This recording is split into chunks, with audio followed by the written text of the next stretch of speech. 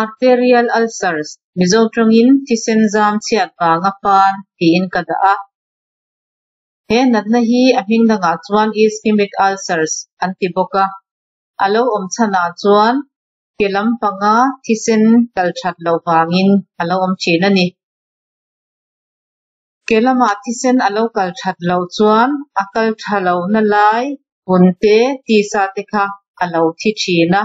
achan chu oxygen atlak chambanga ni ti chuan thisen alo kalthat lawa oxygen alo chak cham khan ti sa te bunte alo pan chin ani achan omtheite peripheral vascular disease antia kemor lama kut kemor lama tisenzam natna neite vascular insufficiency neite tisen kal thalaute tisenzam thalaute tisenzama inflammation neite zuntum neite kal thalaute bp sang neite arteriosclerosis le atherosclerosis hei hi video danga kan soito kha heng ang chi te inhliamna neite ru chuk tua che thathei lo le kum upa te hai ho hian an nei du a tin anei du dang te chu risk factors hawa chuan zuntum nei kepian dik lo le ngamit neite tin theithok bun tok lo bun thol lutuk tot lutuk chelutuk ang chi te ke ina arem lo ang chi bun chin te tin ke longa om te po ani a hang ho khan an nei du a thau lutuk te e nak thalo chi khat peripheral neuropathy nei te ru chuk tua che thathei lo ten he nat na hi an nei tu pok ani anat na hriat chhuanan transcutaneous oxygen measurement ankle brachial index absolute 2 systolic pressure arteriography Buerger's test arterial doppler studies te ati theya anat na lan chhuwa dana hian alan dana hian punch out look te antia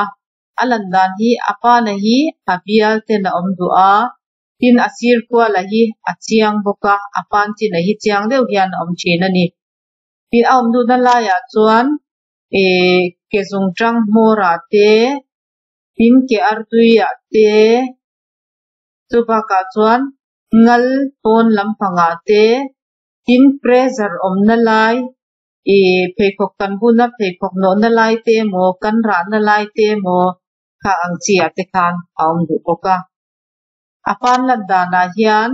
apan hi athuk china chung zong in akal thuk zela tha te po akhoi tel theya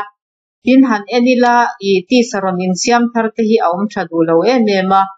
tin adang le a chuan athi lo tlang puya alan dana hian yellow brown gray or black in color arong kha lo om china ni a eng abuang apodeu le adum ten a om china ni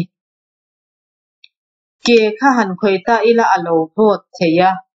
tin khoi kher lo po khan ke kha avot big ang te pon om theya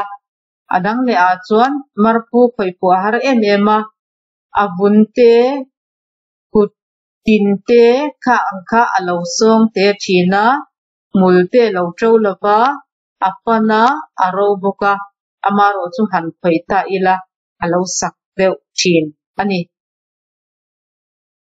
arong kan ke kha khuma lo khai ta se alo sen china chuan da kan chuan alo dang le china hei hi achan chu khai kan khai kha chuan thisen kal kha alo that de deuh hlek wang ani a da kan chuan thisen kal kha a that lo thin wang ani chuan khan khai kan hian ana te po hi a chok de thin ani in capillary return hi amuang thina chumi om zia chu analam area kha han met wang wang ta ila me khan alo wa thina ni chuan han thla le khan apa nga ya chuan alo sen mai turani ta heminat na ne hi chuan aron sen le kha amuang thin ani a enkol na a hian kan tum tur chu kisen zam kal thatpir ani a ta chuan surgery zai mangin revascularization surgery te ti theia tan te po ti theia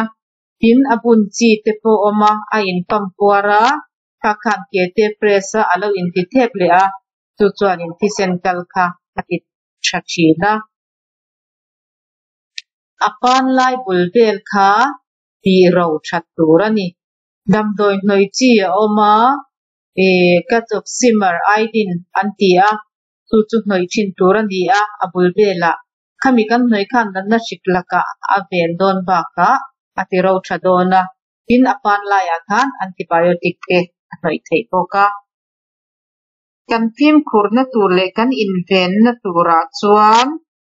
ke te khani tin check thin turani adang lam a omem arong dang lam a omem pa na omem ti te en thin turani a meizumi tan mei ngei turani a bp sang cholesterol sang zun thum nei khang zong zong te khanin control bok turani a pheipok that taka on thin tur ani a pheipok mi not thei ang chi te kha bun lo turani moza po tot lutuk te bun lo turani a rei tak ke bop khokera thut te rei tak din te ti lo turani a tin thut rengemo din rengemo kha ang te kha ti lo turani temperature volt lutuk thil volt lutuk te pumpel turani a tin ke kha pinat polo te ahima in exercise kha lak chin tu ani hei hi kathulak na ani a zela health mizo min lo kir saka wangin kan don me health topic dang chiar du tan marengi health.com a chiar tur a oma kan channel hi subscribe share like le comment te min lo nei sak ve don ya